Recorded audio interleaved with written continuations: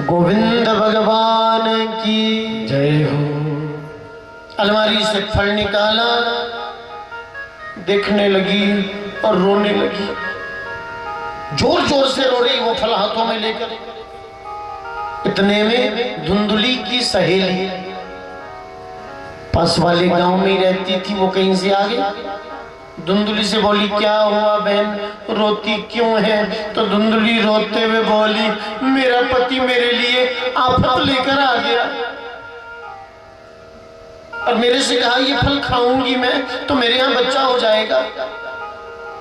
धुंधुली की सखी बोली, अरे तुझे तो मन है ना तेरे यहाँ बच्चा हो जाए, तो कैसी आफत, ये तो संत का आशीर्वाद है, तू फल खा ले। परेशानी क्या इसमें, तेरे को बच्चा चाहिए, बड़ा मन है बच्चा हो जाए मेरे यहाँ। तो धुंधुली वो फल हाथ में लेकर के रोती है और कहती है, क्या मैं फल खा तो लूंगी बहन, पर परेशानी ये है क्या कि फल भक्षेण गर्भस्यात्, भागवत में लिखा है, फल भक्षेण गर्भस्यात् और गर्भेणोदर वृद्धिता स्वल्प भक्षम गतो शक्ति तो गृह कार्यम कथम भवेत्। मैं फल खा तो लूंगी बहन, फल मैंने खाया तो फल भक्षेण गर्भस्यात्, फल मैंने खाया, फल खाने से मैं गर्भवती हो जाऊंगी और गर्भवती हो गई तो गर्भेणोदर वृद्धिता, मेरा उदर बढ़ जाएगा, यानी मेरा पेट बड़ा हो जाएगा। गोविंद भगवान की जय हो। धुंधुली कह रही है किससे? अपनी सखी। मैंने फल खा लिया, फल खाने से मैं गर्भवती हो गई तो गर्भेणोदर वृद्धित, मेरा पेट बड़ा हो जाएगा और पेट बड़ा हो गया तो स्वल्प भक्षम ततो शक्ति, थोड़ा खा पाऊंगी मैं और जो खाऊंगी वो भी एकदम से वमन हो जाएगा, उल्टी हो जाएगा, पचेगा नहीं कुछ भी, जिससे मैं कमजोर हो जाऊंगी। गृह कार्यम कथम भवेत्, घर का काम अभी अकेले संभाल लेती हूँ सब, ये घर का काम करेगा कौन? धुंधुली की सहेली बोली, धुंधुली तेरे पास पैसों की कुछ कमी क्या? बोले कमी तो नहीं। बोले तो ऐसा करना, एक नौकरानी को और काम पर रख देना, एक सेविका को और रख देना, तू फल खा ले। बोले तू कहती तो खा लेती हूँ। धुंधुली ने फल उठाया, मुंह की ओर लेकर आ ही रही थी, फिर रख दिया। बोले नहीं खाऊंगी। क्यों? बोले मैंने फल खाया, मैं गर्भवती हो गई और गांव में कभी चोर डाकू घुस आए। पुराने जमाने में चोर डाकुओं का बड़ा भय होता था, इसलिए अपने लोगों ने देखा होगा, कभी महसूस किया होगा या कभी गौर किया होगा, पुराने जमाने में जो शमशान घाट होते थे ना, वो ऐसी जगह पर होते थे जहां से गांव भी दिख जाए, क्योंकि किसी की मृत्यु होती थी ना गांव में तो पता होता था कि पुरुष लोग तो उधर गए सब, तो चोर डाकू फिर लूट करते थे। तो धुंधुली कहती है, बोले मैंने फल खा लिया, मैं गर्भवती हो गई, बड़ा मेरा पेट होगा और गांव घर में चोर डाकू घुस आए कभी, पतिदेव तो घर पर रहते नहीं है, मेरी आंखों के सामने सब अलमारी खाली कर देंगे, क्योंकि मैं मुकाबला नहीं कर पाऊंगी, मैं तो गर्भवती होंगी ना, बड़ा पेट, कोने में पड़ी रहूंगी मैं। धुंधुली की सखी बोली, कोई चोर डाकू नहीं आएंगे, तू फल खा ले। तू कहती बहन तो खा रही हूँ, अन्यथा मैं नहीं थी खाने वाली। धुंधुली अब वो फल खाने को तैयार हुई, मुंह की और फल लेकर आई थी, फिर रख दिया। बोले ना नहीं खाऊंगी मैं। अब क्या हुआ? बोले दैवात घाटी प्रजित ग्रामे, बड़ी प्यारी बात लिखी है कि दैवात घाटी प्रजित ग्रामे पलायत गर्भिणी कथम। उल्टा ही सोच रही है। बोले दैववश अगर गांव में आ सब तो भाग भाग कर अपनी जान बचाएंगे, पलायत गर्भिणी का था। मैं तो गर्भवती होऊंगी, बड़ा मेरा पेट, मैं कैसे भाग पाऊंगी? आग में जल जाऊंगी मैं, तदा में मरणम भवेत, और मैं मर जाऊंगी। और मैं मरना नहीं चाहती, इसलिए ना मैं नहीं खाऊंगी फल। रख दिया। धुंधुली की सखी बोली, धुंधुली तू रोना बंद कर दे, एक काम कर बहन। क्या? बोले तू फल मत खा, ये फल रहने दे, मत खा, पर तू रो मत। अब धुंधुली और जोर जोर से रोए। धुंधुली की सहेली बोली, अरे बहन मैंने कह दिया ना फल मत खा, अब रोती क्यों है? बोले फल नहीं खाऊंगी तो बेटा कैसे होगा? इसको बेटा भी चाहिए, फल भी नहीं खाना। तो धुंधुली की वो सखी बोली, देख धुंधुली, मेरे पेट में बच्चा है 3 महीने का, मेरे तो बहुत बच्चे हो भी गए, मैं तो और बच्चा चाहती भी नहीं थी, पर ये पेट में आ गया।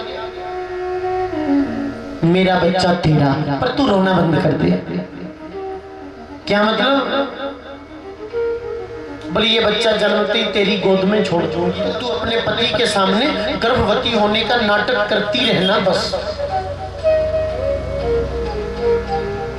तो एवं कुतर्क योगेन तत्फलम नैव वक्षितुम, एवं कुतर्क योगेन, ऐसा कुतर्क करती रही धुंधुली, और तत्फलम नैव भक्षितुम, धुंधुली ने वो फल नहीं खाया। की कर ली अपनी सहेली से। 7 महीने बीत गए, धुंधुली की सहेली के यहाँ देखो जी संजोग से बेटा ही हो गया। सहेली भी आई और उस बच्चे को धुंधुली की गोद में रख दिया।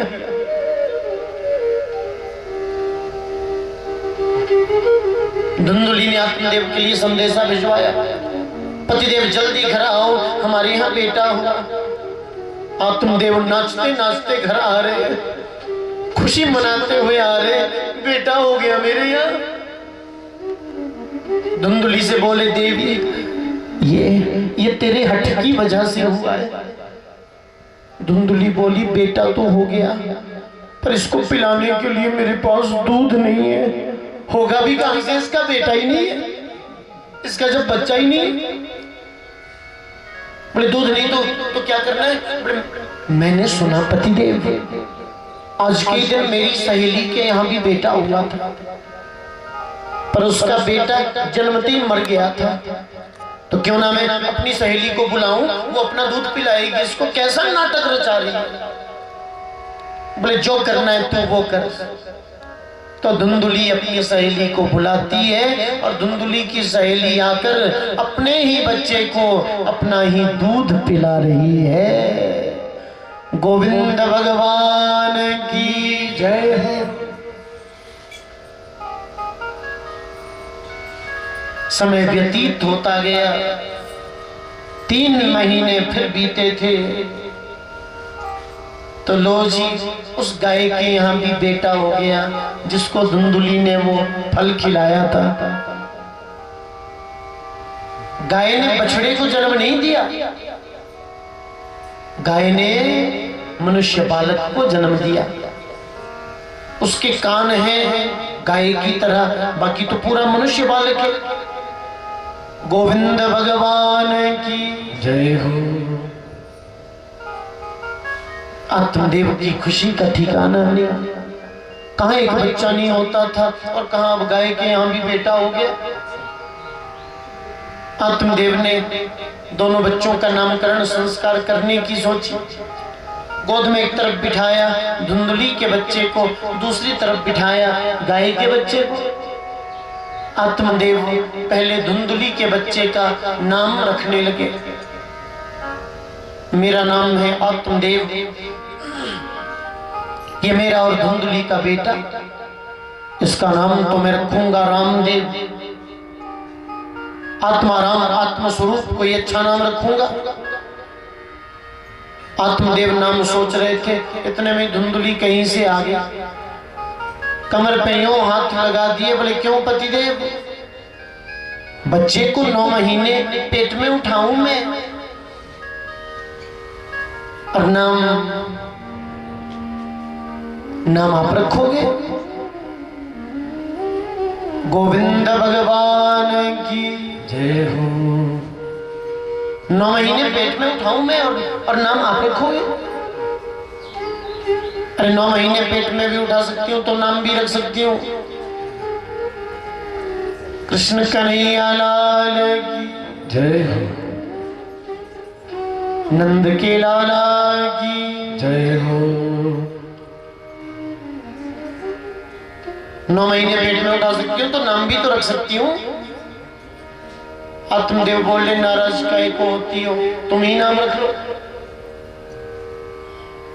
धुंधुली बोली मेरा नाम है धुंधुली, उसका नाम मैं रखूंगी धुंधुकारी। आत्मदेव विद्वान थे, ज्ञानी थे, एकदम से देखने लगे इसका अर्थ क्या क्या। बोले धुम धुम करो तू या करोती या सह धुंधुकारी, जो हमेशा उत्पात मचाता रहे, ऐसा अर्थ है इस नाम का। धुम धुम करोती या सह धुंधुकारी, जो हमेशा उत्पात मचाता रहे, ये अर्थ इस नाम का है। आत्मदेव बोले ना देवी ये नाम नहीं रखना। क्यों? बोले इसका अर्थ ठीक नहीं है। धुंधुली बोली मुझे पसंद है, मेरे नाम जैसा है, मेरे नाम से मिलता जुलता है, अर्थ से हमें कौन सी खीर खानी है। धुंधुली का बेटा धुंधुकारी। आत्मदेव सोचने लगे अब मां को ही पसंद है, कौन मना कर सकता भला। तो बच्चे का नाम रख दिया क्या? धुंधुकारी। और वो गाय का बच्चा था ना। आत्मदेव ने उसके सिर पर हाथ रखा और बोले कैसा प्यारा बालक, बेटा तू मन में विचार नहीं करना, कभी ऐसा भाव नहीं आने देना, मैं तो गाय का बच्चा हूं, तेरी मां भी मैं, तेरा पिता भी मैं, तू तो मुझे ही पिताजी कहना, ऐसा आत्मदेव जी कह रहे हैं। गोविंद भगवान की जय हो। तो मुझे ही पिताजी कहना।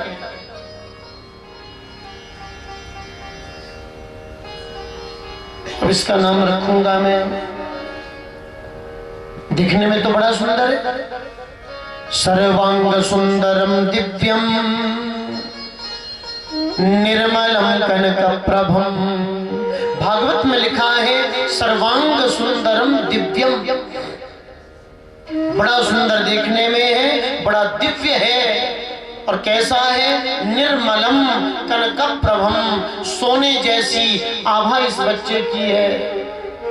किसकी? कौन से वाले बच्चे की? गाय के बच्चे की।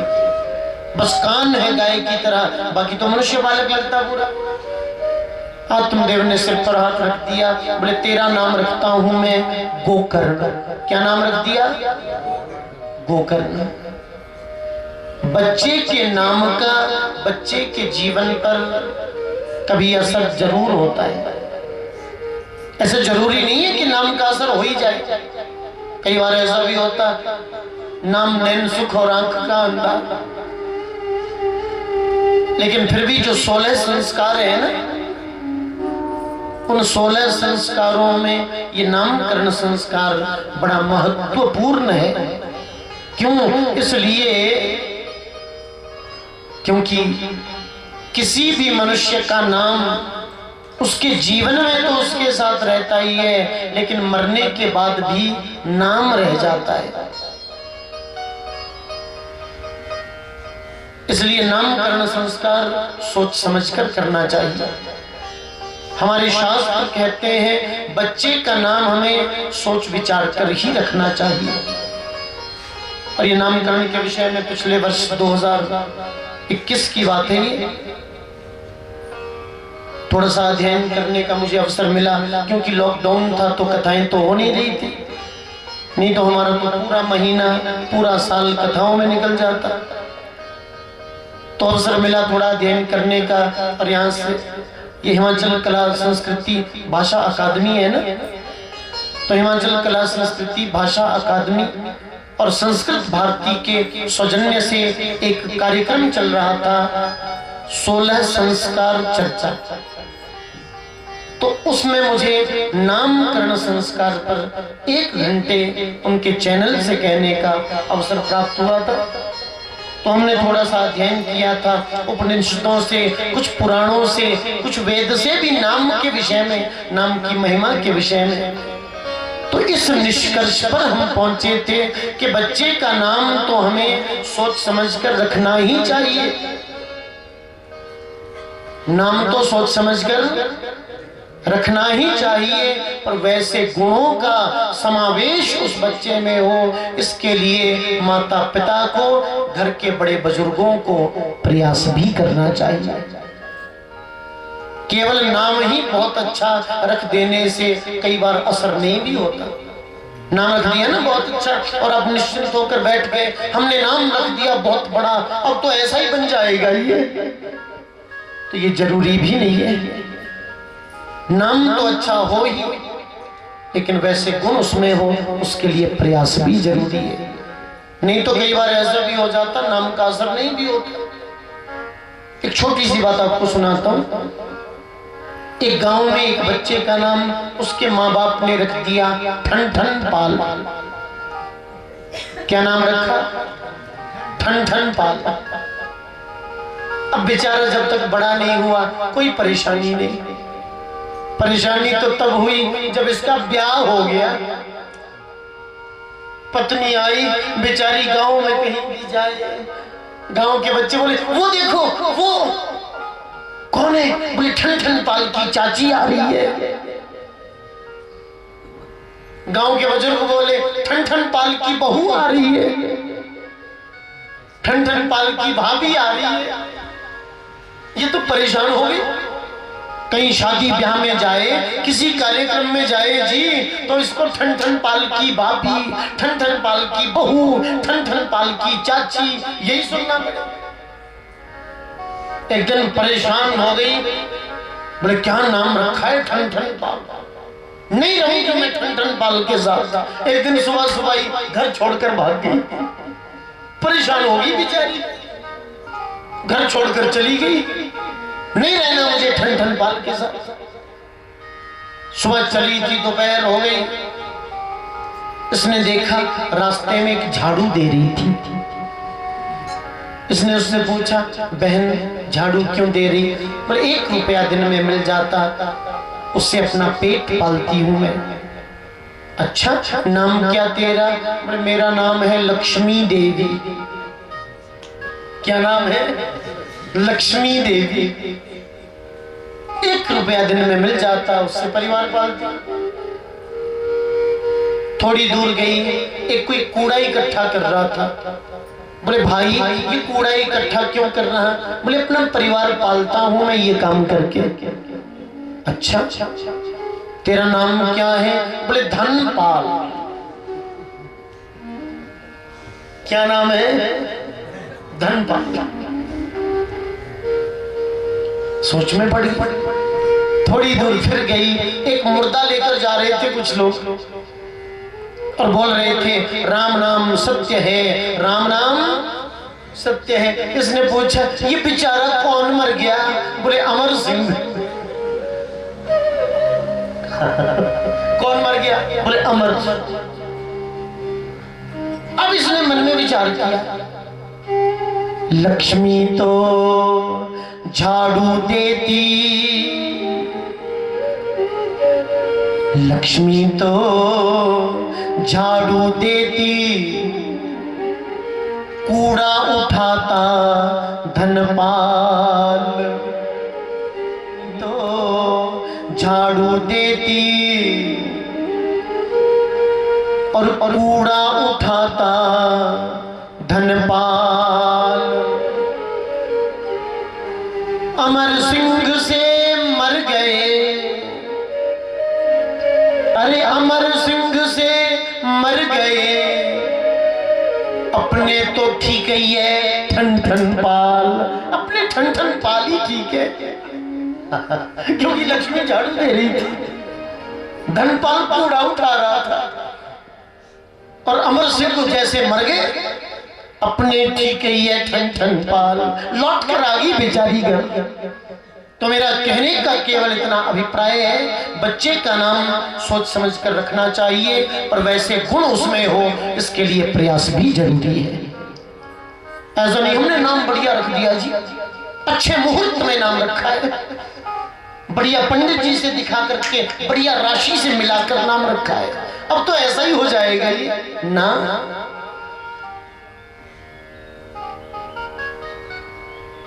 लेकिन यहां तो असर हो गया, धुंधुली का बेटा धुंधुकारी और गाय के बेटे का नाम रखा था गोकर्ण।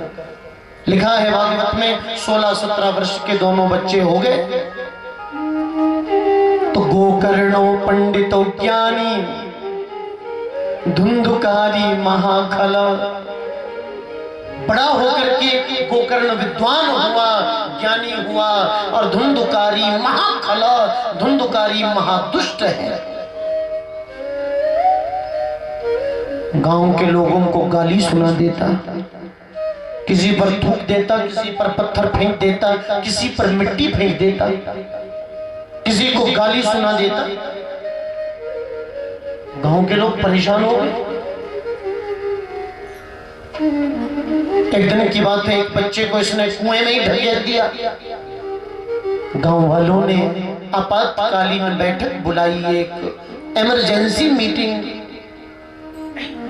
आपस में बात करने लगे, भैया इस गांव में हमें धुंधुकारी चैन से नहीं जीने देगा, तो करे क्या? बोले गांव छोड़ देते हैं। शाम का समय था, गांव के सब लोग आत्मदेव के आंगन में आए, आवाज लगाई, पंडित जी बाहर आना जरा। आत्मदेव आए, देखा क्या गांव वालों की भीड़, क्या हुआ गांव वालों, आप सब एकत्र होकर यहाँ क्यों आ गए? गांव के लोग हाथ जोड़कर और आंखों में आंसू भरकर बोले, पंडित जी हम ये गांव छोड़कर जाना चाहते हैं, पर आपकी अनुमति के बगैर हम गांव छोड़ भी नहीं सकते, क्योंकि मुश्किल के समय में आपने हमारा बड़ा साथ दिया है। हमारे बच्चों के पास पहनने के लिए जब वस्त्र नहीं थे, आपके घर से व्यवस्था होती थी, और जब हमारे घर की परिस्थिति ये होती, घर में अन्न का एक दाना भी नहीं, आपके घर से सब प्रबंध होता था। आपकी कृपा से, आपके आशीर्वाद से हमारे बच्चे कभी भूखे नहीं सोए, हमारे बच्चों को कभी भी कपड़ों का, वस्त्रों का अभाव नहीं हुआ।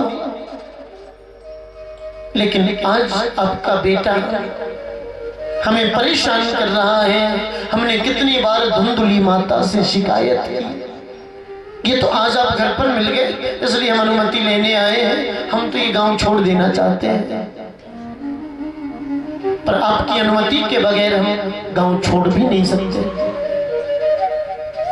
आत्मदेव ने सुना मेरे बेटे की वजह से आज गांव के लोग गांव छोड़ने को तैयार हो गए।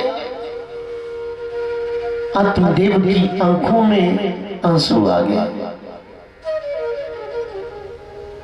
आत्मदेव बोले, गांव वालों, मैं आप लोगों को गांव छोड़ने की अनुमति नहीं दूंगा। आप अपने अपने घर चले जाओ। अगर मेरे बेटे की वजह से परेशान हैं आप, तो वचन देता हूं मैं अपने बेटे को समझाऊंगा, मैं अपने बेटे से बात करूंगा, अपने बच्चे को समझाने का प्रयास करूंगा मैं, और मेरा विश्वास है मेरा बेटा मेरी बात जरूर मानेगा। फिर भी गांव वालों, अगर मेरा बेटा मेरी बात नहीं माना तो भी आपको गांव छोड़कर जाने की जरूरत नहीं है। अगर मेरा बेटा मेरी बात नहीं माना तो वचन देता हूं मैं, कल सूर्योदय से पहले मैं ही ये गांव छोड़कर चला जाऊंगा। गांव के लोग अपने अपने घर लौट गए। आत्मदेव तो अब धुंधुकारी के इंतजार में। शाम हो गई, रात हो गई, अंधकार हो गया। आधी रात का समय था, धुंधकारी घर में प्रविष्ट हुआ तो धक्के लग रहे हैं। आत्मदेव गए द्वार पर, डांटा, नारायण शर्म नहीं आती? अरे गांव का पुरोहित हूं मैं, एक श्रोत्रिय ब्राह्मण हूं मैं, त्रिकाल संध्या करने वाला ब्राह्मण हूं, और तू मेरा बेटा, तेरी ये हालत, आधी रात को नशे की हालत में, ऐसी हालत में तू घर आ रहा है। पहले खूब डांटा, बाद में समझाने लगे, बेटा तू जानता आज गांव के लोग आए थे, तेरी शिकायत मेरे से कर रहे थे और इतना परेशान थे तेरे से, गांव के लोग तो गांव छोड़ने को तैयार थे। वो तो जैसे कैसे मैंने समझा दिया सबको तो सब रुक गए। अब बड़े प्यार से समझाने लगे आत्मदेव, जैसे समझाया जाता ना छोटे बच्चे को, बेटा ऐसे किसी को परेशान नहीं करते, ये गांव मेरे लिए मेरे परिवार की तरह है, ऐसे किसी को कष्ट नहीं देते, किसी को दुख नहीं देते बेटा। नहीं गिरेंगे वो वहां से, उनको बड़ी प्रैक्टिस है। कृष्ण कन्हैया लाल की जय हो। वीर बजरंगबली हनुमान जी महाराज की जय हो। अन्यस्य दोष गुण चिंतनमाशु मुक्त्वा। शिमला में तो राज चलता है इनका, बजरंगबली का ही तो राज है। जाखू मंदिर चले जाओ, कब चश्मा उतार कर ले जाए पता भी नहीं चलेगा। एक बार हम भागवत कथा कर रहे थे मैली के पास, तो सुबह सुबह 4 बजे यजमान जी आए, बड़े बजरंगबली का दर्शन करके आते, आज मंगलवार है, हमने कहा चलो। और रविवार और मंगलवार तो ये 2 दिन तो बड़े प्रिय हैं, तो हम भी चले गए सुबह सुबह। बढ़िया सुबह की आरती होती ना, श्रृंगार आरती का दर्शन किया। श्रृंगार आरती का दर्शन करके हम लौट रहे थे, तो मेरे हाथ में प्रसाद का दोना था, धीरे से आकर के वो उठाया, प्रसाद उसमें से ले लिया, दोना मेरे सामने रख दिया, फूल उसमें था, बोले ये तुम रखो, ये हमारा। गोविंद भगवान की जय हो। वीर बजरंगबली हनुमान जी महाराज की जय हो। तो मैं तो आपसे निवेदन कर रहा था, क्या याद है कथा कहां पहुंची थी? गोकर्ण जी आत्मदेव को उपदेश कर रहे हैं, दूसरों के गुण और दोषों का चिंतन करना छोड़ दो पिताजी। दोष ज्यादा देखोगे तो वो दोष तुम्हारे भीतर आ सकते, गुण ज्यादा देखोगे उनसे आसक्ति हो सकती है। सेवस्व साधु पुरुषान जहि काम तृष्णाम अन्यश्च दोष गुण चिंतनमाशु मुक्त्वा सेवा कथा रसमहो नितराम पिबत्वम। हर परिस्थिति में भगवान को याद करो। गोकर्ण ने आत्मोपदेश किया, आत्मदेव ने घर छोड़ दिया। अब तो घर में 3 रह गए, ये धुंधुकारी, धुंधुली और गोकर्ण। एक दिन गोकर्ण ने भी सोचा, धुंधुली जैसी माँ और धुंधुकारी जैसे भाई के साथ अपनी दाल गलने वाली नहीं है। शाम का समय था, गोकर्ण आया और धुंधुली से बोला, माँ मैं तीर्थ यात्रा करना चाहता हूँ। धुंधुली बोली, कब जाएगा बेटा? बोले तू कहेगी माँ तो कल सुबह ही चला जाऊंगा। धुंधुली सोचने लगी, मेरे बेटे के रास्ते का एक ही तो कांटा, निकल जाए तो अच्छा है। बोले सुबह क्या जाता बेटा, मेरी बला से अभी चला जा। गोकर्ण की आंखों में आंसू आ गए। तू कहती है माँ तो मैं चला अभी जाऊंगा। धुंधुली को प्रणाम किया और गोकर्ण चले गए तीर्थ यात्रा के लिए। माँ बेटा 2 घर पर रह गए। बुरी आदतों में पड़ गया ये धुंधुकारी, घर का सामान चोरी करता, बाजार में बेच देता, जो कुछ धन मिलता उससे जुआ खेलता, जुए में हार जाता। परिस्थिति ये बन गई, घर भी गिरवी रख दिया। जो कुछ धन मिला था वो जुए में हार गया। कौन? याद भी है कथा? बोलो जरा एक बार, कौन? अच्छा आ रही है समझ में बात। ऐसा नहीं होना चाहिए। आप यहाँ से कथा सुनकर जाओ, पंथा घाटी पहुंचो, अभी आपसे कोई पूछ ले कहाँ गए थे, हम तो कथा में गए थे जी। अच्छा, फिर कैसी हुई कथा? पूछो मत, बड़ी अच्छी हुई। अच्छा, तो क्या सुना तुमने? बोले ये तो पूछो ही मत। बोले क्यों, सुना नहीं? नहीं, सुनते सुनते लग रहा था कुछ सुना है, बाद में ना पूछो हमारे से। कथा का ये मतलब नहीं कि आप कथा में गए, पंडाल में बैठ गए, व्यास जी ने जो कहा वो सही है। जैसे एक बार कहीं कथा हो रही थी, छोटी सी बात सुनाता हूँ आपको। एक बार कहीं कथा हो रही थी, बड़ी धूमधाम से कथा हो रही थी। व्यास जी ने कहा, बोले एक लाला जी की दुकान थी और दुकान के बाहर गुड़ की बड़ी बड़ी भेलियां रखी हुई थी। श्रोता बोले सत्य महाराज। बोले इतने में मधुमक्खियां कुछ आई और गुड़ की भेली पर बैठ गई। बोले सत्य महाराज। बोले मधुमक्खियों ने गुड़ की वो इतनी बड़ी भेली उठाई और लेकर चली गई। श्रोता बोले सत्य महाराज। जो ही व्यास जी ने कहा वही सत्य।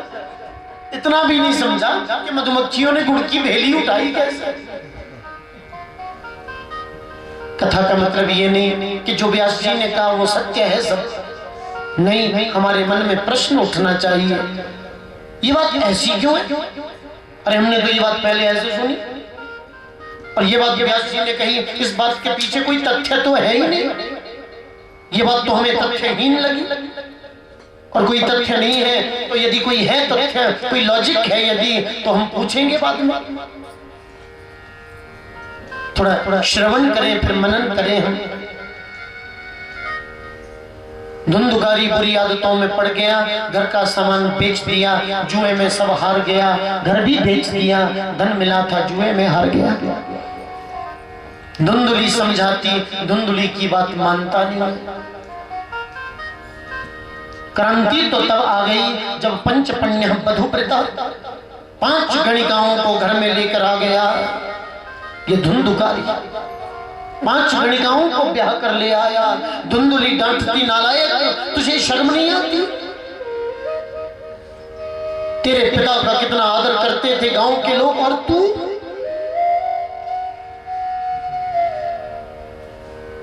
ये निकृष्ट कर्म करता है। धुंधुकारी मां से कहता, मां आपको भी मेरे किसी काम से परेशानी, आप भी जाओ ना जंगल में, जैसे मेरे पिताजी चले गए। कौन मना कर रहा है? आप भी करो तीर्थ यात्रा, जैसे मेरा भाई गोकर्ण चला गया। मैं वो करूंगा मां जो मुझे अच्छा लगता है, और आपकी सीख की जरूरत नहीं है। चली जाओ जंगल में। धुंधुली सोचती, पोते का मुंह नहीं देखा जब तक, जाऊं कहां छोड़कर जाऊं बेटे को? जो बेटा दुख दे रहा उसको ही छोड़ने का मन नहीं हो रहा। यही तो ममता है। चोरी करता है, डाके डालता है, बहुत बड़ा डाकू हो गया। जो धन मिलता है गणिकाओं को दे देता। 5 गणिकाएं आपस में विचार करती, धन माल बहुत आ गया, अब इसको ठिकाने लगाओ और चलो यहां से। बड़े ध्यान से सुनेंगे बात, अब थोड़ा सा प्रसंग रहता है 15-20 मिनट का। गणिकाओं ने देखा धन बहुत आ गया, इसको ठिकाने लगाओ और चलो यहां से। एक गणिका बोली, नहीं, इसकी मां के पास एक संदूक है, जब तक हम वो अपने अधिकार में नहीं ले लेती हम नहीं जाएगी। शाम का समय धुंधुकारी कहीं से आया, गणिकाओं ने इसको नशीला पदार्थ पिला दिया। नशे में चूर हो गया धुंधुकारी। तो ये धुंधुकारी से बोली, तुम्हारी मां के पास संदूक है, वो हमें चाहिए। रात का समय था, दरवाजा खटखटाया धुंधुकारी ने अपनी मां के कक्ष का। मां दरवाजा खोल। धुंधुली भीतर से बोली, कौन है? बोले तेरा बेटा धुंधुकारी है। क्या चाहिए? तेरे पास एक संदूक है मां, वो मुझे चाहिए। बोले बेटा ये संदूक तो नहीं दूंगी मैं, इसमें थोड़ा सा धन है, थोड़े जेवर है, उससे तो धर्म कर्म करूंगी मैं। तो धुंधुकारी हंसता है और कहता है माँ इस धन से धर्म कर्म मेरा पिता नहीं कर पाया, जिसने ये कमाया था वो खाली हाथ जंगल में चला गया। इस धन से धर्म कर्म मेरा भाई गोकर्ण नहीं कर पाया, उसको तूने खाली हाथ तीर्थ यात्रा में भेज दिया। तू क्या धर्म कर्म करेगी, ला ये संदूक मुझे दे। धुंधुली बोली मैं दरवाजा नहीं खोलूंगी, तू जा यहां से। एक गणिका बोली अपनी मां से कह दे ये दरवाजा खोलती तो ठीक है, नहीं तो हमें दरवाजा तोड़ना भी आता है। धुंधुली ने सुना, आंखों में आंसू आ गए, सोचने लगी मेरे बेटे के सिर पर तो भूत सवार है, ये लोग अगर भीतर आएंगे मुझे मार देंगे, इन दुष्टों के हाथों मरने से अच्छा है खुद ही कहीं जाकर मर जाऊं मैं। बहुत रोई धुंधुली, उस कमरे में पीछे खिड़की थी, खिड़की से छलांग लगा दिया, बगीचे में चली गई। बगीचे में कुआं था बहुत गहरा, तो कूपे पाते कृतो रात्रौ तेन सा निधनम गता। आधी रात को धुंधुली ने कुएं में छलांग लगाकर यह लीला समाप्त कर ली, आत्महत्या कर दी। धुंधुकारी ने दरवाजा तोड़ दिया, भीतर आया, संदूक उठाया, गणिकाओं को दे दिया। इस दुष्ट ने एक बार भी नहीं देखा मेरी मां जो भीतर थी वो गई कहां। इस दुष्ट ने एक बार भी गौर नहीं किया मेरी मां जो भीतर थी वो गई किधर। संदूक तो उठाया, पांचों गणिकाओं को दे दिया। गणिकाओं ने वो जेवर 5 हिस्सों में बांट दिए। एक दूसरी को इशारा किया, बोले माल सारा मिल गया, अब इसको ठिकाने लगाओ और चलो यहां से। और नशे में डुबो दिया इसको, नशे में चूर हो गया। तो गणिकाएं दुपट्टा लेकर के आई, धुंधुकारी के गले में गोल लपेट दिया। दो ने एक तरफ खींचा, दो ने दूसरी तरफ खींचा, सांस रुकने लगी थी, बेहोशी की हालत में पड़ा था पर होश आ गई, घुटन महसूस होने लगी, चीखने लगा, चिल्लाने लगा, बचाओ बचाओ कहने लगा। तो सबसे छोटे वाली गणिका जिससे ये सबसे ज्यादा प्रेम करता था वो दौड़ी दौड़ी रसोई घर में गई और जलती हुई आग के अंगारे चिमटे से उठाकर ले आई और चीखते हुए धुंधुकारी के मुंह में डाल दिए। लिखा है भागवत में कि तप्त अंगार समूहंश तन्मुखे ही विचिक्षिपु। जलती हुई आग के अंगारे धुंधुकारी के मुंह में डाल दिए। ऐसा करने से धुंधुकारी की मौत हो गई। अपने कुकर्मों से बहुत बड़ा प्रेत बन गया ये धुंधुकारी, क्योंकि इसके घर में गड्ढा खोदकर इसको दबाकर ये तो भाग गई थी, बहुत बड़ा प्रेत बन गया। लिखा है भागवत में महान प्रेत कुकर्मतः, अपने कुकर्मों से बहुत बड़ा प्रेत बन गया। अपने घर में रहता है, उधर से कोई लोग आते, उनको चीखें सुनाई देती, चीखने की आवाजें सुनाई देती। लोग अब घर के सामने से जाते भी नहीं। जिसके पास ये घर गिरवी पड़ा था उसने भी घर छोड़ दिया। यहाँ तो प्रेत रहता कोई। गोविंद भगवान की जय हो। बहुत वर्ष एक दिन गोकर्ण को पता चला मेरे भाई को गणिकाओं ने मार दिया और मेरी माँ ने भी आत्महत्या कर ली। तो गोकर्ण ने तीर्थों में अपने भाई और अपनी माँ के लिए पिंड दान किया और धुंधुकारी के लिए तो गया में जाकर श्राद्ध कर दिया। क्यों? मेरा भाई धुंधुकारी तो बहुत बड़ा पापी था, दुष्ट था, वो प्रेत बना होगा, तो उसकी प्रेतत्व मुक्ति के लिए गया में भी पिंडदान कर दिया। एक दिन की बात है, गोकर्ण को अपने गांव की, अपने घर की याद आ गई, क्योंकि जननी जन्म भूमिश्च स्वर्गादपि गरीयसी, माँ और और जन्मभूमि तो स्वर्ग से भी प्यारी होती है। अपनी जन्मभूमि की याद आई, गोकर्ण जी आए लौटकर अपने गांव में, और दूर से अपना खंडहर बना हुआ घर जब देखा गोकर्ण ने, गोकर्ण की आंखों में आंसू आ गए। मेरे पिता का स्वर्ग जैसा घर आज मेरे भाई धुंधुकारी की वजह से नरक के रूप में प्रतीत हो रहा है। खंडहर बने हुए घर में प्रविष्ट हुए गोकर्ण, देखा क्या बड़ी बड़ी घास उगी हुई। पहले घास सीधी कर दी, बाजू का तकिया लगाया, आंखें बंद की। गोकर्ण को बड़ी मीठी नींद आ गई। ऐसा लगा मानो मां की गोद में सिर रखकर सो रहे हैं। आधी रात का समय हुआ तो गोकर्ण को एक चीख सुनाई दी, और जो चीख सुनाई दी गोकर्ण ने आंखें खोली तो क्वचित हंसती क्वचित मेघा। जो ही आंखें खोली ऐसा लगा सामने से कोई हाथी आ रहा है। ये हाथी कहां से आ गया आधी रात को? ऐसे आंखें थोड़ी कर दी, फिर गौर किया, देखा क्या, अब लगा कोई मेढ़ा आ रहा है। फिर आंखें बंद की, अब लगा कोई अजगर आ रहा है, कभी मगरमच्छ के रूप में दिखाई दे। गोकर्ण समझ गया, ओहो कोई प्रेत है ये, पर मेरे घर में क्यों रहता है तो प्रेत, पर मेरे घर में क्यों रहता है? गोकर्ण पूछने लगे, कौन है तू प्रेत, और तू मेरे घर में क्यों रहता है? प्रेत रोता है, बोल नहीं पा रहा। गोकर्ण जी ने अपने हाथ में जल ले लिया, गायत्री मंत्र से उस जल को अभिमंत्रित किया, प्रेत की तरफ छोड़ दिया तो प्रेत बोलने लगा, अहम भ्राता त्वदीयोऽस्मि धुंधुकारीति नामतः स्वकीयेनैव दोषेण ब्रह्मत्वं नाशितं मया।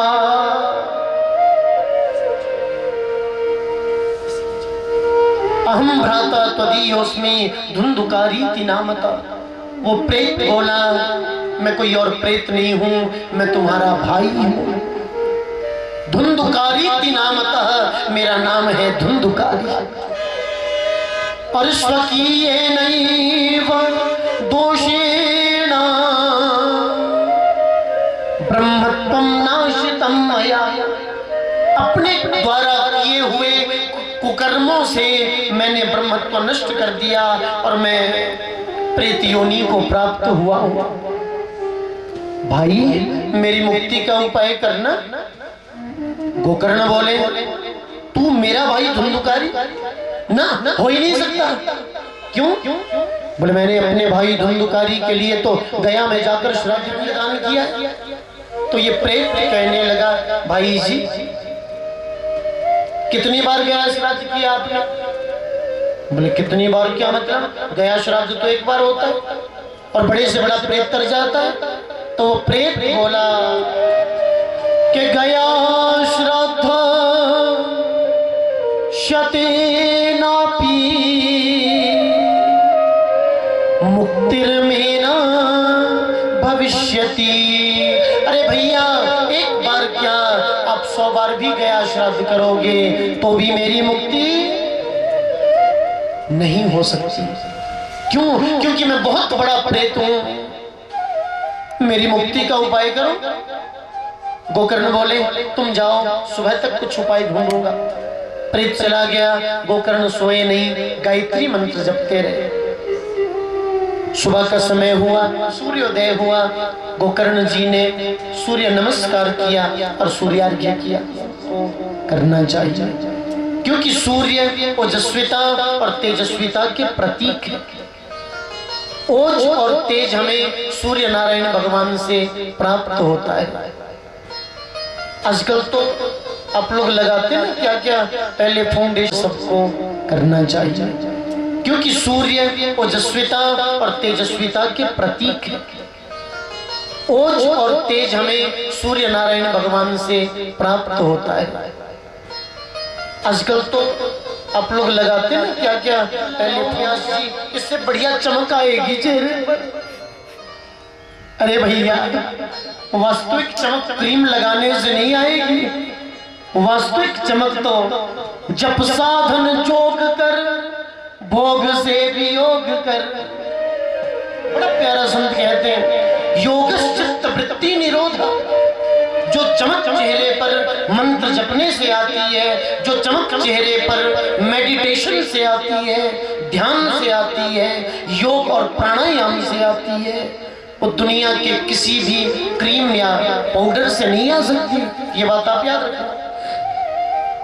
सूर्य नमस्कार किया गोकर्ण जी ने, प्रणाम किया और कहा, नमो भई जगत साक्षिण ब्रूहि में मुक्ति हेतुकम।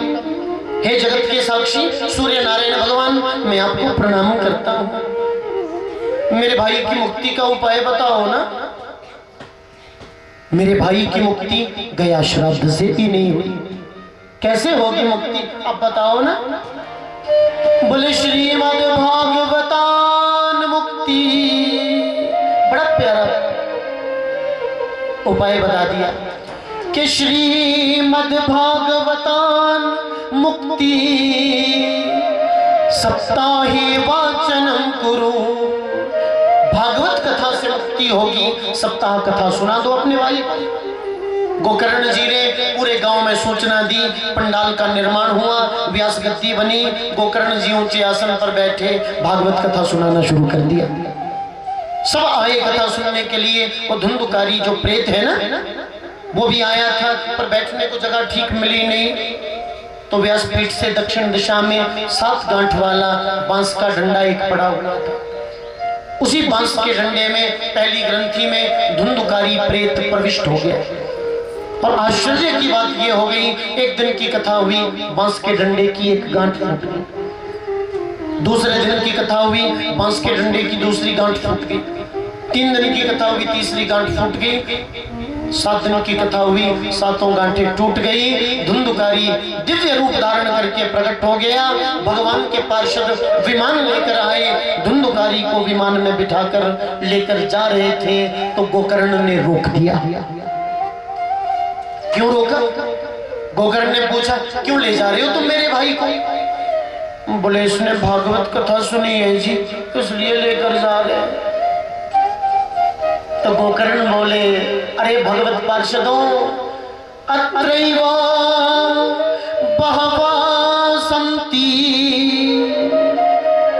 श्रोतारो मम निर्मला। अरे मेरे कितने निर्मल बुद्धि श्रोताओं ने कथा सुनी।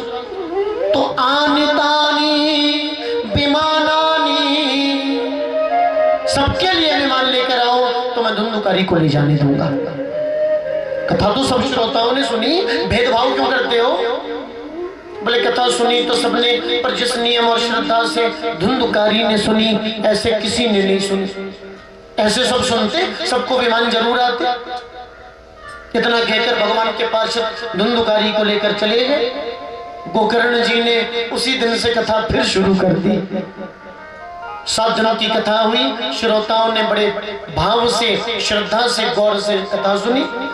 और आश्चर्य की बात हो गई, आकाश मार्ग से सैकड़ों विमान आए और गोकर्ण के सैकड़ों श्रोता विमानारूढ़ होकर भगवान के गोलोक धाम चले गए। तो धन्या भागवती वार्ता प्रेत पीड़ा विनाशिनी। धन्य है भागवत की कथा, जो प्रेत के कष्ट का निवारण करने वाली है। आजकल लोग प्रश्न करते, क्यों जी उस जमाने में विमान आता था, अब क्यों नहीं आता? एक ही समय में पूरे भारतवर्ष में तो सैकड़ों कथाएं चल रही होगी, पर कोई भी समाचार ऐसा कभी हमने सुना नहीं कि उस जगह कथा में विमान आ गया। ऐसी न्यूज कभी हमने पढ़ी नहीं। इतनी कथाएं होती, विमान क्यों नहीं आता? तो सुनो, विमान तब भी आता था, विमान अब भी आता है। थोड़ा सूक्ष्म रूप से समझाऊंगा अभी बात को मैं। संस्कृत व्याकरण की दृष्टि से बात करें ना हम, तो विमान का मतलब होता विगतः मानः विमानः। कथा सुनकर यदि हमारे भीतर का अभिमान चला जाए तो समझना हमारे लिए विमान आ गया। तृणादपि सुनीचेन तरोरपि सहिष्णुना अमानी नामान देन कीर्तनी यत् सदा हरि। तिनके से छोटा हम अपने आप को समझने लगे और वृक्ष से ज्यादा सहनशील हो जाए तो समझना हमारे लिए विमान आ गया। कुछ लोग ये भी प्रश्न करते हैं, बोले बांस के डंडे की गांठें आज क्यों नहीं फूटती। एक बार कहीं शिमला में कथा कर रहा था, मैं जगह का नाम नहीं कहूंगा कहाँ, इधर शिमला शहर के आसपास ही कथा थी। कथा सुना रहे थे हम, पहले दिन यजमान जी बोले व्यास जी बांस के डंडे की गांठें फूटती थी। मेरे से थोड़ा विनोद में बोले, जरा मजाक में बोले, व्यास जी यहाँ भी फूटनी चाहिए, अब क्यों नहीं फूटती। अब जितने में मैं जवाब देता, थोड़ा शास्त्रीय ढंग से समझाता उनको, तब तक उनके पुरोहित जी ही एकदम से बोल गए, बोले क्यों यजमान जी आपके कुल में भी कोई धुंधुकारी था क्या जो गांठें फूट जाए। लेकिन ये 7 गांठें क्या सूक्ष्म रूप से, बाकी तो विस्तार से आगे चर्चा होगी। हमारे शरीर में 7 चक्र है, 7 चक्र। कौन कौन से? मूलाधार चक्र से सहस्रार चक्र तक। पहला है मूलाधार चक्र, उसके बाद है फिर स्वाधिष्ठान चक्र, उसके बाद यहाँ नाभि के पास है मणिपुर चक्र, फिर हृदय के पास है अनाहत चक्र, फिर यहाँ कंठ में है विशुद्धि चक्र, फिर यहाँ भ्रिकुटी मध्य जहाँ तिलक लगाते हैं गोल गोल पंडित जी, माता बहनें बिंदी लगाती भ्रिकुटी मध्य में, यहाँ पर है आज्ञा चक्र, और यहाँ ऊपर है फिर सहस्रार चक्र। ये 7 चक्र एक्टिव हो जाते हैं उनके, जो भागवत कथा श्रवण करते हैं इनका बैलेंस बन जाता। किसी का कोई भी चक्र, यदि मानो किसी का विशुद्ध चक्र ठीक से काम नहीं कर पा रहा, उनका विशुद्ध चक्र ठीक हो जाएगा। जिनका मणिपुर चक्र ठीक नहीं है उनका वो चक्र, विस्तार से समझाएंगे आपको बात आगे। और 7 गांठें क्या है ये भी आपको समझाई जाएगी बात। यहाँ श्रीमद् भागवत महात्म्य 6ठा अध्याय आखिरी अध्याय में अब वर्णन आता भागवत कथा सुनने के नियम के। ब्रह्मचर्यम मध सुक्ति पत्रावल्याम च भोजनम। भागवत के व्रती को 7 दिन तक ब्रह्मचर्य का पालन करना चाहिए, जमीन पर सोना चाहिए, और हो सके तो पत्तों की पत्तल पर भोजन करना चाहिए जितना संभव हो सके। और क्या खाएं क्या ना खाएं वो भी लिखा है, बड़ी प्यारी बात है भागवत के। लशुनम हिंगुकम प्लांडुम मूलकम गृंजनम तथा द्विदलम मधुतैलम च गरिष्ठान्नं वर्जयेत् सुधी। लहसुन प्याज, बड़े ध्यान से सुनो, लहसुन प्याज हींग मूली गाजर बैंगन कलौंजी। द्विदलम मधुतैलम च, ज्यादा तैलीय पदार्थ, ज्यादा मसालेदार पदार्थ, ज्यादा चटपटा पदार्थ कथा के व्रती को खाना नहीं चाहिए। ये कहा गया क्योंकि जैसा हम खाते हैं वैसा असर हमारी बुद्धि पर जरूर होता है। सात्विक भोजन करें कथा के व्रती, ये यहाँ बात बताई। उसके बाद मेरे लिए और श्री सुंदर सिंह कंवर जी के लिए नियम है, हम 2 के लिए, आप लोगों के लिए नहीं, ये नियम हम 2 के लिए बस। कि घृतपानम पयःपानम, मैं और यजमान जी हम 2 7 दिन तक घी पिए बस, बाकी कुछ खाना पीना नहीं। अब हम तो तैयार है, जरा इनसे भी बात करेंगे जाऊंगा। बोले घी नहीं पी सकते तो दूध पिए, कथा सुने भी सुनाए। ये भी नहीं हो सकता फलाहार करे और भोजन करे, और ये भी नहीं हो सकता तो फलाहार भी करें और पूजा के बाद भोजन भी कर सकते। कोई ऐसा विशेष विधान बताया गया और कथा के वक्ता के लिए कि एक समय कथा के वक्ता फलाहार करे, एक समय भोजन करे, भाव से कथा सुनाए। और आप सब श्रोताओं को बड़ी छूट दे दी भागवत में, और स्पष्ट लिखा है, श्लोक है भागवत का, अपनी तरफ से नहीं कह रहा, कि भोजनम तू वरम मन्ये कथा श्रवण कारकम और नोपवासा वर प्रोक्तम कथा विघ्न करो यदि। आप सब भोजनम तू वरम मन्ये, वरम बोलते बहुत को, खूब, आप सब बढ़िया भोजन पा सकते हैं, एक समय नहीं, 2 समय नहीं, 4 समय भोजन करो। तो कोई जरूरी नहीं व्रत रखने की, कथा श्रवण कारक, पर भोजन ऐसा होना चाहिए जिससे कथा में विघ्न ना हो। आप लोग सोच रहे होंगे व्यास जी पागल हो गए, हमारे भोजन से भला कथा में क्या विघ्न होगा? पेट में ज्यादा वजन होगा ना जी, आप यहाँ बैठोगे तो 5 मिनट में झोंका आ जाएगा, और ज्यादा ही वजन होगा तो कथा के बीच में से भागना भी पड़ सकता है। इसलिए एक समय नहीं, 2 समय नहीं, 4 समय भोजन करो, पर प्रयास ऐसा करो हैवी लंच ना हो। हैवी लंच करके बैठना फिर मुश्किल होता ना, इसलिए भोजन ऐसा हो जिससे कथा में विघ्न ना हो। पर ऐसा व्रत भी नोपवास वरह प्रोक्तम, ऐसा व्रत भी ना रखें, ऐसा उपवास भी ना रखें जिससे कथा में विघ्न हो जाए। आप सोच रहे होंगे अब व्रत से कथा में विघ्न क्या? आप घर से आए व्रत रख करके तो यहाँ 3 घंटे में 30 बार घड़ी देखोगे, कब 4 बजेंगे, कब छुट्टी होगी, अब तो पेट में चूहे भी कूद रहे हैं। तो इसलिए ऐसा व्रत भी ना रखे। और 4 लोगों के लिए भागवत के व्रत का निषेध किया गया, ये 4 लोग भागवत सुनने के लिए व्रत ना रखें। कौन कौन? छोटे बच्चे, बुजुर्ग, गर्भवती महिलाएं, और जो औषधि का सेवन कर रहे हैं, जो दवाई खा रहे हैं ना, उनको कथा सुनने के लिए व्रत नहीं रखना चाहिए, उनको व्रत रखने का दोष है।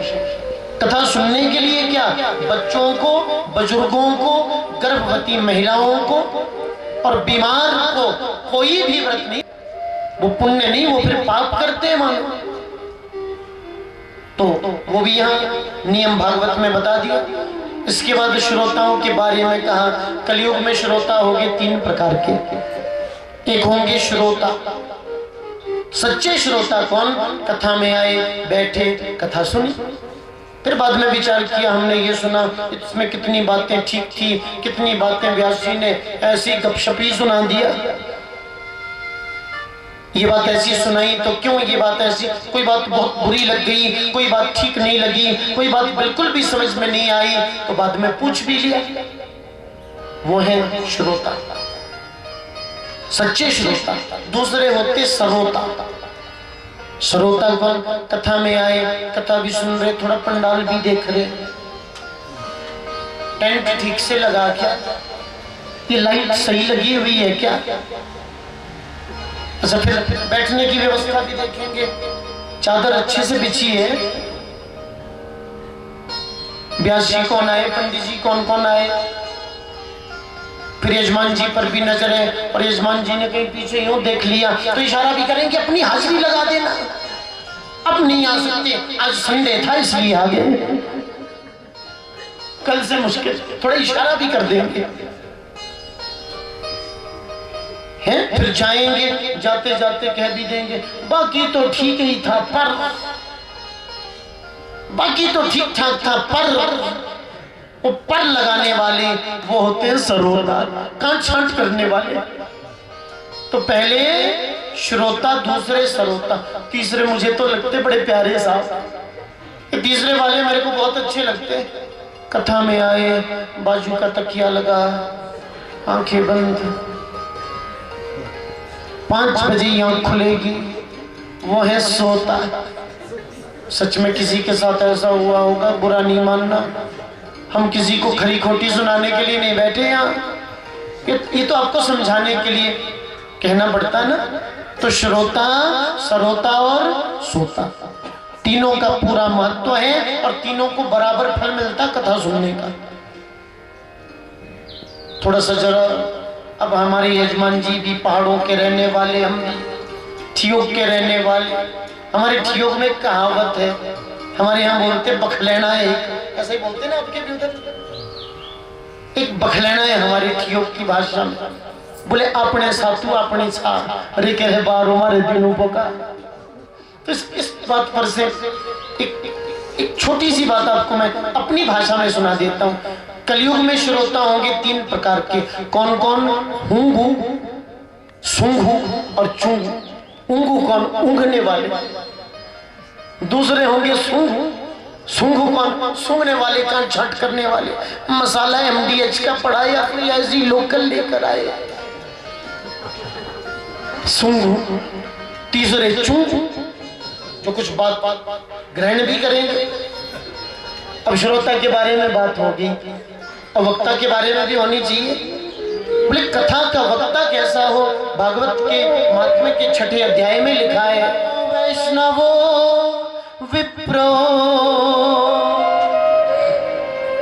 वेद शास्त्रोभिशुद्धिकृत दृष्टांत कुशलो धीरः वक्ता कार्योति निष्प्रिय। भागवत का वक्ता कैसा होना चाहिए? बोले विरक्त हो कुछ, वैष्णव हो,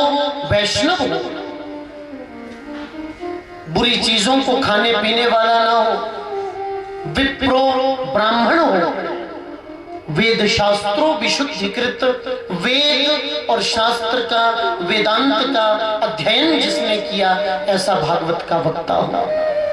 वेद शास्त्र को जानने वाला हो और दृष्टांत कुशलो धीरा, दृष्टांत देने में कुशल हो। जिस प्रकार से श्रोताओं की समझ में बात आ जाए ऐसे सुनाने का प्रयास करें। वक्ता कार्यों अति निष्प्रिय, ऐसा भागवत का वक्ता अति निष्प्रिय होना चाहिए और अति निर्लोभी होना चाहिए। भागवत के वक्ता को लोभ नहीं होना चाहिए, लालच नहीं होना चाहिए। भागवत का वक्ता कुछ मांगने वाला ना हो। लेकिन आजकल तो परिस्थिति ऐसी होगी कंवर साहब, लोग फोन भी करते तो सबसे पहले एक ही बात कहते हैं, महाराज जी बोल रहे हैं, हम बोल रहे हैं, वो कथा का आयोजन करवाना था, कितने का ठेका लेते हो आप? हम भी कह देते भैया रॉन्ग नंबर, हम ठेकेदार नहीं है। कुछ लोग तो इतने भले होते, क्या कह देते, नहीं व्यास जी अब ये तो कहने की बातें होती, घोड़ा घास से दोस्ती करेगा तो खाएगा क्या? हम कह देते भैया हम घोड़ा भी नहीं है, हमें घास की जरूरत भी नहीं है। कुछ लोग ये भी बोलते हैं कहीं, क्योंकि हिमाचल प्रदेश से बाहर भी 5-6 राज्यों में, मध्य प्रदेश, उत्तर प्रदेश, उत्तराखंड, हरियाणा, पंजाब, सब जगह कथा कहने के लिए हम जाते हैं ना, तो कई जगह से तो फोन आता, कितने का पैकेज है आपका? क्या पैकेज है? हम कहते भैया पैकेज कुछ नहीं, हम पैकेज जरा ठीक ठाक है। वो तो कल ढो रहे थे हमारे भाई लोग, पता लगी रहा होगा, आधा कमरा तो हमारे थैलों से भर जाता है। बैगेज तो ठीक ठाक होता पर पैकेज नहीं। तो भागवत का वक्ता अति निर्लोभी होना चाहिए। गोविंद भगवान की जय हो, कृष्ण कन्हैया लाल की जय हो। अब अधिक चर्चा कल करेंगे ठीक 1 बजे से 4 बजे तक, क्योंकि आज का समय था 2 से 5 और 5:09 हो गए। 9 मिनट हमने एक्स्ट्रा ले लिए, वो आप समझ गए होंगे क्यों, क्योंकि बीच में ये 9 मिनट आपको समझाने में इस तरफ देखो इधर देखो। और कल से नियम रहेगा कथा का, आप लोग आएंगे एकदम से पहले ही इस तरफ आप बैठ जाना, जो ही आएंगे ना पीछे नहीं, थोड़ा आगे आगे आप बैठ जाना।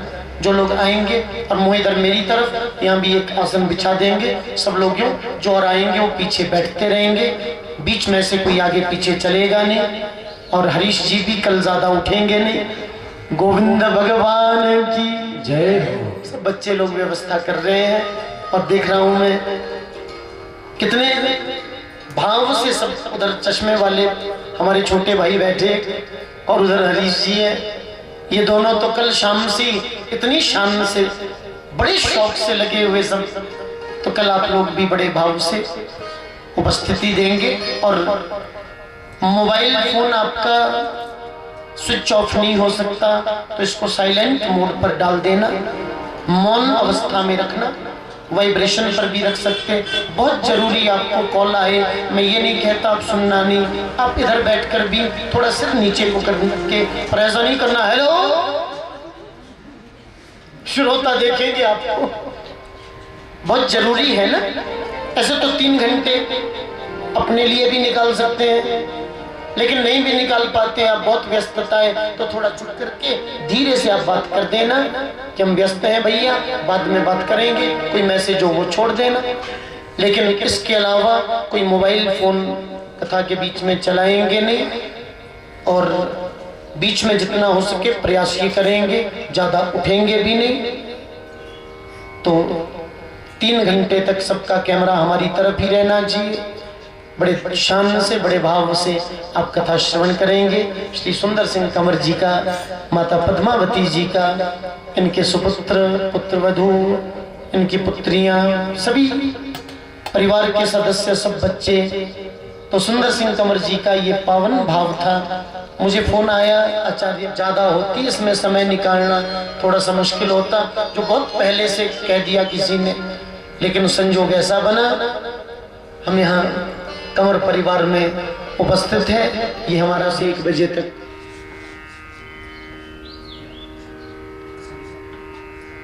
साढ़े 7 बजे, क्योंकि 7:30 थोड़ा संध्या का समय होता है, तो 7:30 बजे आरती होगी, उसके बाद कीर्तन होगा। थोड़ा सा जैसे आज है तो आज आधे घंटे, कल से थोड़ा सा पौना घंटा, फिर जितना भी थोड़ा समय बढ़ाते रहेंगे सुविधा के हिसाब से। की 299 नंबर की कथा आज हमने यहाँ शुरू की। 298 कथा को विश्राम हुआ, और मुझे ऐसा लग रहा है वहाँ कुछ लोग उपस्थित थे, वो आज यहाँ भी उपस्थिति है ही 1-2 की। तो आप सब लोग ठीक समय पर कल आ जाना। 299 कथा यहाँ शुरू हो रही है। और की जय हो। सर्वे भवन्तु सुखिनः करवावहे तेजस्विनावधीतमस्तु मा विद्विषावहे। धर्म की जय हो। अब धीरे से बोलोगे मेरे को लगेगा अभी आप अधर्म का नाश हो, प्राणियों में सद्भावना हो, विश्व का कल्याण हो, गोहत्या बंद हो, गोमाता की सेवा हो, भारत माता की जय हो, सत्य सनातन धर्म की जय हो, भारत माता की जय हो। जय जय श्री राधे, जय जय श्री राधे, जय जय श्री राधे श्याम। आरती के बाद आप सब लोग इधर से आएंगे।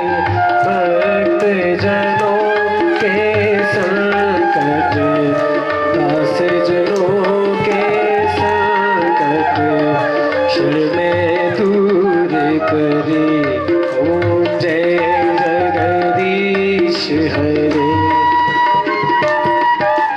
जो जावे फल पावे, दुख बिन से मन का स्वामी, दुख हर से मन का, सुख संपत्ति घर आवे, श्याम सुंदर घर आवे, कष्ट मिटे तन का। ओम जय जगदीश हरे। मात पिता तुम मेरे, शरण पड़ूं मैं किसकी, स्वामी शरण पड़ूं मैं किसकी। तुम बिन और न दूजा, प्रभु बिन और न दूजा, आस करूं मैं किसकी। ओम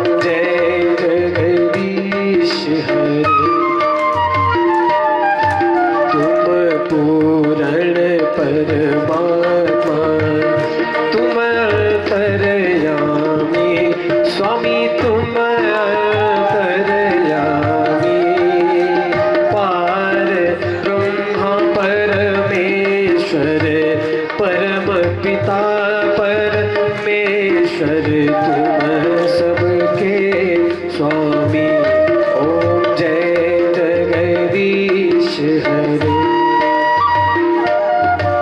तुम करुणा के सागर, तुम पालन करता स्वामी, तुम पालन करता। मैं मूर्ख खल कामी, मैं सेवक प्रभु स्वामी, कृपा करो हरता। ओम जय जगदीश हरे। तुम हो एक अगोचर, सबके प्राणपति स्वामी, सबके प्राणपति। किस विध मिलूं दया में, किस विध मिलूं कृपा में, तुमको मैं कुमति। ओम जय जगदीश हरे। विषय विकार मिटाओ, आप हरो देवा स्वामी, कष्ट हरो देवा। श्रद्धा भक्ति बढ़ाओ, श्रद्धा प्रेम बढ़ाओ, श्री संतन हरि सेवा। ओम जय जगदीश हरे। ओम जय जगदीश हरे। स्वामी जय जगदीश हरे। भगवान जय जय राधे श्याम हरे। बोलो जय जय सीताराम हरे। भक्त जनों के संकट, दास जनों के संकट, बंसरी वाला दूर करे। ओम जय जगदीश हरे।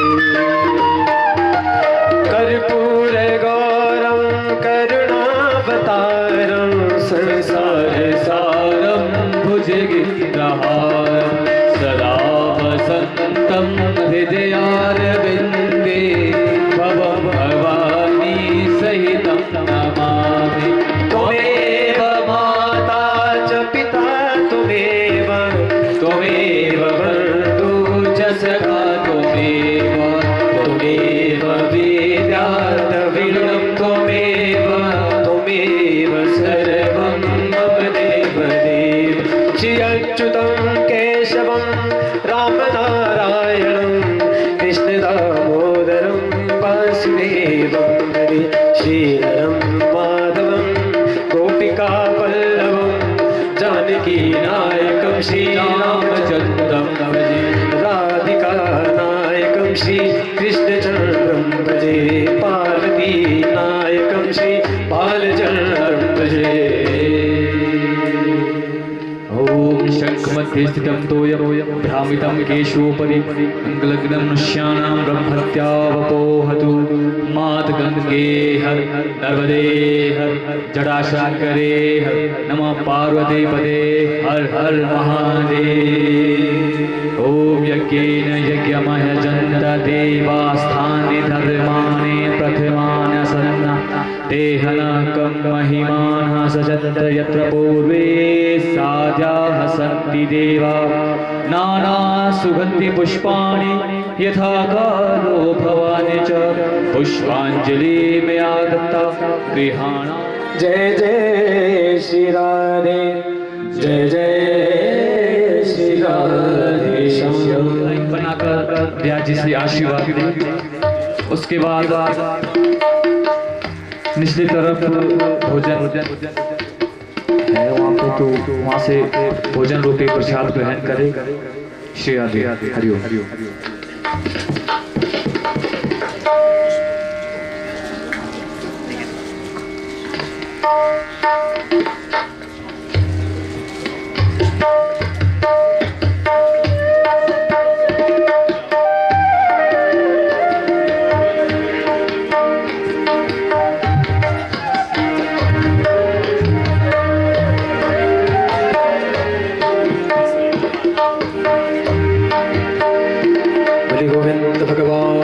की जय।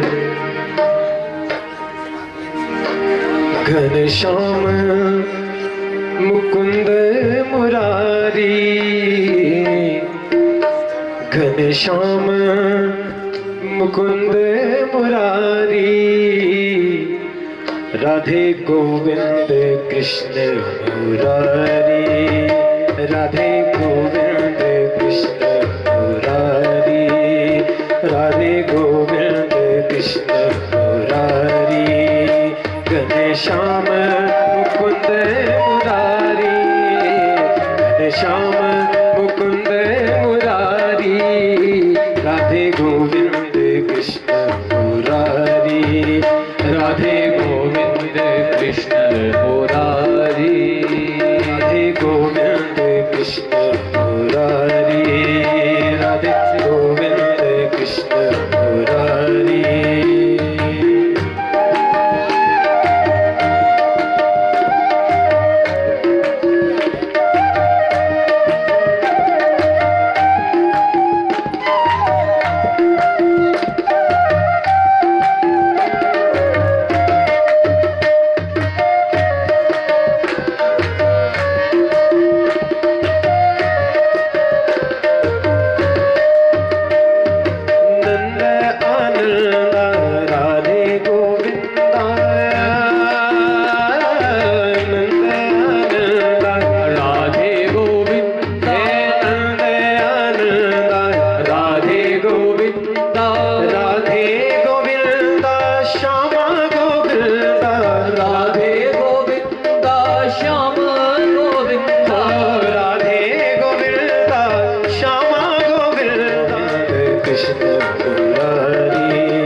घनश्याम मुकुंद मुरारी, घनश्याम मुकुंद मुरारी, राधे गोविंद कृष्ण मुरारी, राधे गोविंद कृष्ण मुरारी, राधे गोविंद कृष्ण मुरारी, राधे गोविंद कृष्ण मुरारी, घनश्याम मुकुंद मुरारी।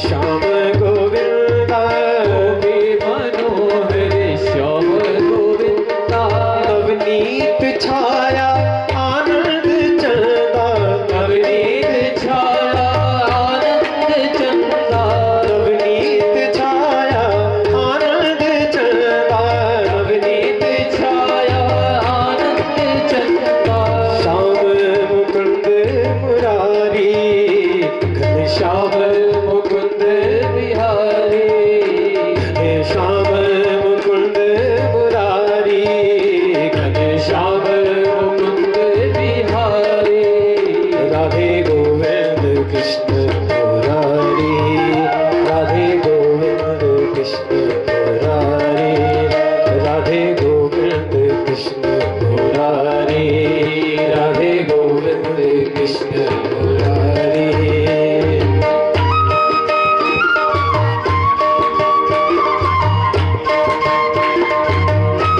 गोविंद भगवान की गोविंद हरे मुरारी, हे नाथ नारायण वासुदेवा, श्री कृष्ण गोविंद हरे मुरारी, हे नाथ नारायण वासुदेवा, श्री कृष्ण गोविंद हरे मुरारी, हे नाथ नारायण वासुदेवा।